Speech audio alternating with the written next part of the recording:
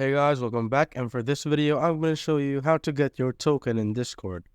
So first off, search for Discord here. So log into your Discord, and after you've logged in, go press F12. Once you click F12, as you can see, we're currently here on the DevTools, and go to application here on the top edge here.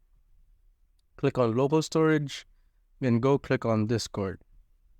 So once you're here, search for token on the search bar at the top. And as you can see, here's a token right here. Click on that and you're good to go. Like, you can see your token. You could go copy and paste it to wherever you need or something.